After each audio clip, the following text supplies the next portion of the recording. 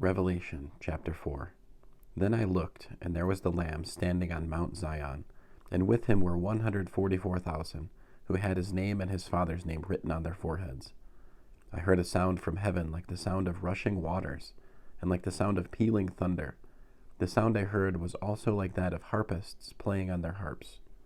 They were singing a new song before the throne, and before the 4 living beings and the elders. And no one can learn the song except the 144,000 who have been ransomed from the world. These are the ones who have not defiled themselves with women, for they are virgins. They follow the Lamb wherever he goes. They have been ransomed from among humanity as firstfruits for God and the Lamb. On their lips no lie was found.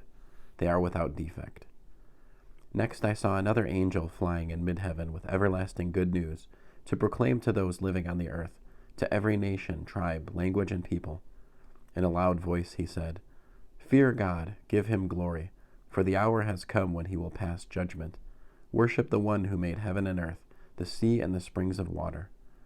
Another angel, a second one, followed, saying, she has fallen, Babel the Great. She made all the nations drink the wine of God's fury caused by her whoring. Another angel, a third one, followed them and said in a loud voice, "If anyone worships the beast and its image, and receives the mark on his forehead or on his hand, he will indeed drink the wine of God's fury, poured undiluted into the cup of his rage. He will be tormented by fire and sulfur before the holy angels and before the Lamb, and the smoke from their tormenting goes up forever and ever. They have no rest, day or night, those who worship the beast and its image, and those who receive the mark of its name." This is when perseverance is needed on the part of God's people, those who observe his commands and exercise Yeshua's faithfulness. Next I heard a voice from heaven saying, "Write, how blessed are the dead who die united with the Lord from now on.